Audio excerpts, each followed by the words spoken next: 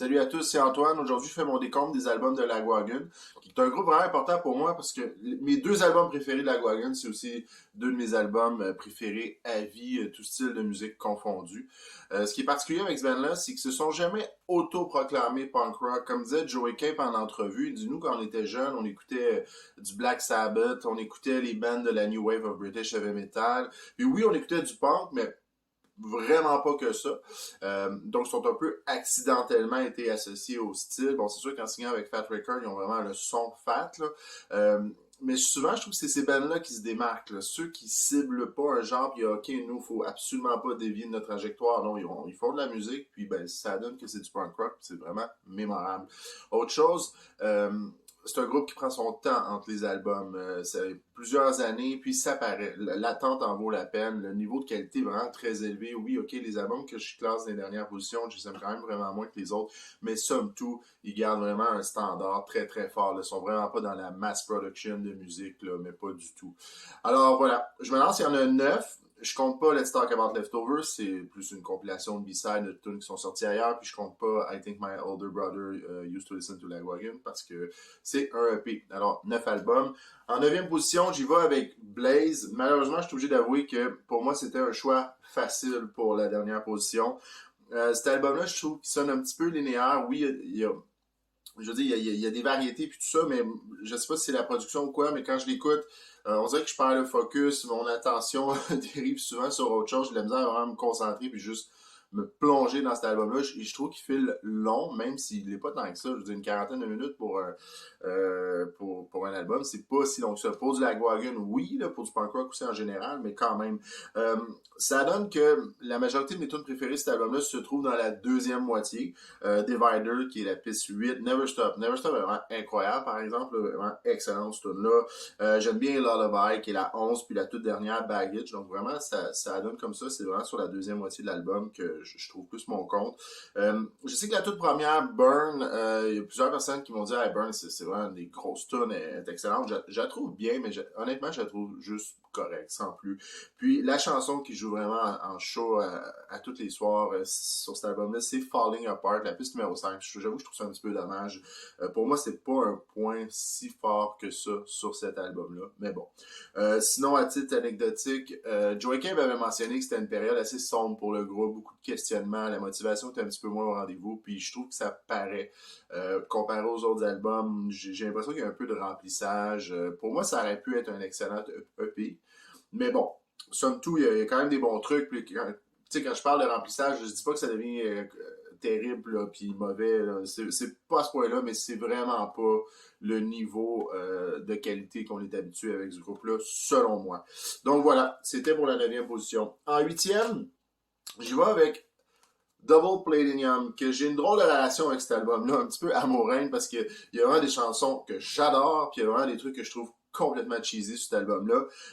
Je dois avouer que c'est l'album qui m'a introduit au groupe. Oui, Alienate, la première fois que j'ai entendu ce tune-là, j'ai vraiment accroché. C'était un coup de foudre à la première écoute. Aujourd'hui, ça fait quand même plusieurs années que je suis un peu tanné d'Alienate, là, mais ça reste que je suis quand même obligé d'admettre la qualité de cette tune-là, mais maintenant, je suis dosé. C'est pas, en vieillissant, là, quand je dis en vieillissant, je veux dire avec le temps, il y a des chansons que je m'écœure pas, puis il y en a que oui, puis United, ça fait partie de ces tunes-là.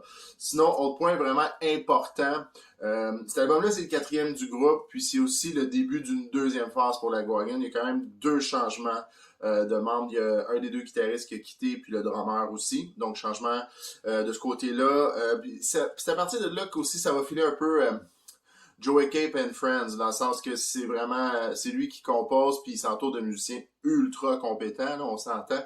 À la guitare, celui qui remplaçait sur cet album-là, il s'appelle Ken Stringfellow, qui lui, si vous allez voir en ligne, c'est un musicien qui a participé à vraiment plein de bands, une centaine d'albums là, dans son CV de musicien, si on peut dire ça comme ça. Entre autres, R.E.M., là, c'est quand même des gros noms. Donc, il avait raconté, les membres du groupe étaient vraiment comme très pas intimidé, mais quand même un petit peu quand ils ont eu l'occasion de jouer avec ce musicien-là pour cet album-là, qui est un one-shot deal d'ailleurs. Ce guitariste-là, il va être uniquement sur Double Platinum. Les musiciens, c'était quelqu'un pour qui il y avait énormément d'admiration, carrément. Puis il est sur l'album, mais encore là, tu sais, ça fait un peu musicien invité. Sinon, au drum, c'est Dave Ron qui est encore dans la Wagon aujourd'hui, qui arrive au drum sur cet album-là, qui est un ancien membre de Rich Kid en LSD, RKL, qui est un groupe qui était vraiment important au début des années 80. Il a aussi influencé énormément NoFX, puis probablement beaucoup de bands du punk rock des années 90. Là. Donc, ce qui est drôle en parlant de RKL, c'est que Dave Ron est arrivé dans le band avec Double Platinum, qui est un ancien membre. Ensuite, celui qui va remplacer Ken Stringfellow sur l'album Let's Talk About Feeling, c'est Chris, attends, j'ai la misère avec les noms de famille, Chris Rest, qui est un guitariste qui a été dans RKL, puis beaucoup plus tard, sur l'album Hang, le nouveau bassiste Steve Papiozzo, qui est un bassiste qui a été aussi dans RKL. Donc aujourd'hui, là, en 2021, dans la formation de la Wagon, tu as 3 membres de RKL. C'est quasiment une reformation avec Joey Cape à la voix puis qui compose les tunes. Cela étant dit, je retourne à Double Platinum. Pour moi, ma chanson préférée vraiment, et ce de loin, sur tout le reste, c'est Choke. Puis j'ai su par la suite avec les remasters qu'en réalité, Choke, c'est une chanson qui avait été composée à l'époque de Trash. Puis pour moi, ça explique bien les choses parce que je trouve vraiment Choke quand même au-delà du reste de l'album. J'adore vraiment beaucoup ce tune-là. Sinon, j'aime bien 27, qui est une chanson qu'on n'entend pas tant parler, mais moi, l'air de voix dans ce tune-là, vraiment, j'ai embarqué à fond la caisse. Je dois avouer que la chanson To All My Friends, c'est un petit peu un guilty pleasure, parce que l'air de voix, There's a song To All My Friends, je trouve ça vraiment cheesy. Je trouve que ça a l'air d'une tune de camp de jour. Je veux dire, mon fils de 21 mois écoute des comptines qui bûchent plus que ça. Là. Puis il y a des airs de voix un peu comme ça au sein de l'album. Là. Unfurnished, Bad Scene. J'avoue, je trouve ça carrément, je trouve ça quétaine, pour vrai. Mais, somme tout, les grosses tunes, comme je disais, bon, Choke 27, j'aime bien Smile, Alienate qui est mémorable, même si je l'écoute plus tant. Ça fait en sorte que c'est un album mémorable, mais bon, moi je le classe en 8e position. Par contre, je dois avouer que c'est un bon album pour introduire le groupe à quelqu'un qui ne le connaît pas. Donc, ce qui m'amène à la 7e position qui est Let's Talk About Feeling. Puis, d'ailleurs, Joey Cape avait fait un Rank Your Own Album. Vous pouvez aller taper là, en ligne, le Rank Your Own Album, Joey Cape. À l'époque, c'était Resolve, qui était le dernier album, donc il manque les 2 derniers. Puis lui, il mettait Let's Talk About Feeling en première position. Puis à la limite, je peux comprendre, sa performance vocale sur cet album-là est hallucinante.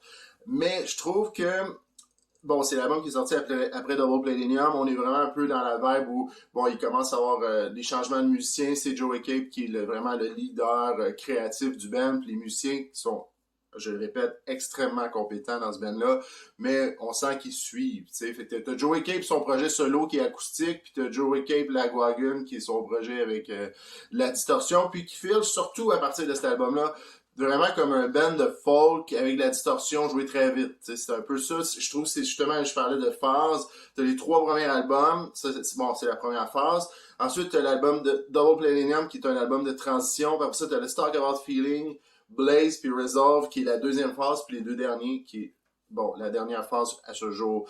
Puis bon, là on est vraiment à fond dans l'espèce de feeling folk avec une distorsion vraiment axée presque uniquement sur les mélodies vocales. C'est un album que j'aime de A à Z, mais dont ma courbe d'appréciation reste pas mal une ligne droite, puis oui, là-dessus, j'ai eu aucune originalité. Je suis obligé d'avouer que, comme la majorité des gens, May 16, c'est vraiment à préférer cet album-là. Cet album-là, c'est un classique, c'est un chef-d'œuvre. Tout fonctionne. Je trouve l'air de voix particulièrement, mais tout fonctionne tellement bien. C'est vraiment, encore une fois, un peu comme Choke sur Double Platinum. Le May 16, c'est vraiment de loin ma préférée sur l'album. Par contre, je vais quand même mentionner, bon, ici, j'ai une version remaster avec beaucoup de bonus tracks. Puis dans les chansons qui ont été composées dans la session Let's Talk About Feeling, puis qui ont été mises de côté, moi, il y en a que j'aurais vraiment mis sur cet album-là, dont Jimmy Johnson, puis Burn That Bridge When We Got To It. Je trouve que c'est vraiment 2 très très bonnes tunes qui ont pas vu l'album, puis considérant qu'ils ont comme 25-26 minutes, très très court, il aurait pu le faire, selon moi, ou même à la limite remplacer d'autres chansons, parce que je trouve qu'ils sont vraiment meilleurs que d'autres tunes sur l'album. Mais c'est mon avis, somme tout, quand même, bon album, puis je suis pas fou des covers, mais je dois avouer que Everything Turned Grey est un cover qui coule bien dans l'album, selon moi. Puis non, je le trouve bon. Il m'a pas dérangé. Comme sur certains autres albums de Lag, il y a des covers qui vont me déranger, mais bon, je vais en parler un peu plus tard. Je suis pas rendu à ces albums-là. Ce qui m'amène à la 6e position, qui est probablement un album dans le top 3, voire en première position pour bien des gens, puis à la limite, je peux comprendre, mais moi, il est en 6e position, c'est Us. Us, là, je sais que je vais me faire lancer des tomates pour dire ça, mais moi, je trouve que c'est un album qui est surévalué dans leur discographie. Dans la mesure où il est excellent, mais si on compare au reste, je le trouve pas à ce point-là meilleur que les autres. Puis si vous allez voir la Guardian dans le show, vous allez voir, c'est la tournée de Us all over again.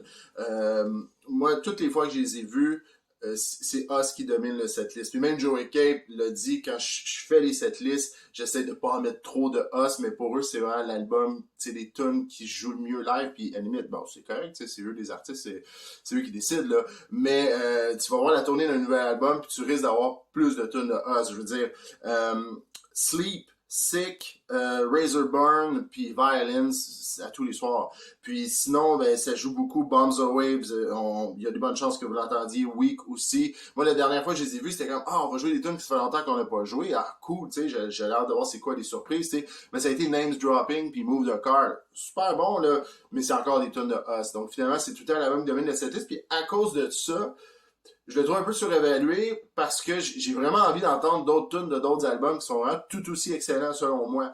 Mais bon, c'est eux le band, c'est eux autres qui ont envie de nous jouer Us. Bon, on va écouter Us parce qu'il est quand même bon, là. Donc, sinon, ben, ma tune préférée, c'est vraiment Rifle sur cet album-là. Puis encore une fois, c'est une tune qui se démarque vraiment beaucoup du reste, selon moi.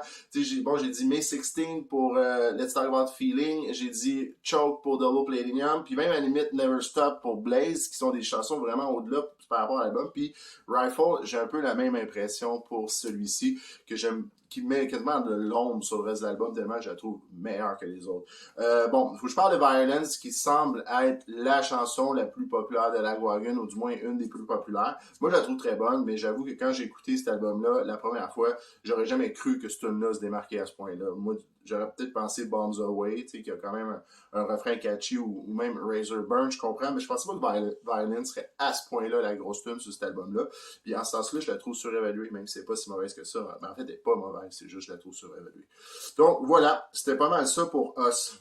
Ce qui m'amène à la 5e position, puis encore une fois, je parle beaucoup, puis je m'emporte, fait que je vais arrêter là aujourd'hui. J'y vais avec Resolve. Donc, Resolve, c'est un album que j'ai eu de la difficulté à aimer du premier coup, je dois avouer. Première fois que j'ai entendu, j'ai adoré Heartbreaking Music, qui est vraiment un chef-d'œuvre, cette tune-là, la première. Puis, j'avoue que le reste de l'album m'avait laissé un petit peu indifférent. Puis, ça a été une époque où j'ai un petit peu délaissé la Guardian à cause de ça, ou du moins, j'en revenais au vieux stock, là, Trash, puis Dub, bon. Mais j'écoutais plus tant les nouveaux jusqu'à ce que Hang sorte. Mais Hang, ça, je vais en parler plus tard. Puis, Hang m'a vraiment remis dedans. Puis, je suis retourné à Resolve puis à Blaze, qui étaient deux albums que j'avais vraiment mis de côté. Puis, contrairement à Blaze, Resolve, j'ai vraiment embarqué, j'ai vraiment, comme on dit, j'ai compris ce qui se passait, puis j'adore cet album-là. C'est probablement le plus dark, ou du moins un des plus dark de Lagwagon. C'est sûr que c'est beaucoup en réaction au décès là, de l'ancien drummer d'Eric Plourde, qui est là ses premiers albums, qui était quand même resté un ami du groupe. Donc l'album lui est dédié. J'ai nommé Heartbreaking Music, oui, Runs in the Family, j'adore, Sad Astronaut. Puis je dois mentionner une tune qui passe un peu inaperçu, mais en réécoutant, moi, j'ai l'air de voix dans cette chanson-là, me donne des frissons tellement je trouve ça bon. C'est The Worst, la piste numéro 9. J'aime vraiment beaucoup ce truc-là. Donc, Resolve, qui est un album que si ça s'appelait pas Lagwagon, j'y aurais probablement pas donné une deuxième chance. Donc, c'est pas un coup de foudre. Ça vaut la peine d'y revenir, je crois, pour ceux qui ont passé un peu à côté. Je pense que ça vaut vraiment la peine de revenir à cet album-là. Somme toute, je le casse quand même au-delà de Us, là, ce qui est quand même pas n'importe quoi. Alors voilà, je m'arrête là pour aujourd'hui, parce que je suis déjà rendu à 14 minutes. Je m'emporte comme d'habitude. Il me reste 4 albums, et étrangement, ça donne que c'est les 2 premiers puis les 2 derniers. Moi, ça donne que c'est ça mes albums préférés de Lagwagon, et je dois avouer, de loin. Alors, je vous souhaite une belle journée. Merci pour l'écoute, encore une fois, puis je vous reviens pour mon top 4.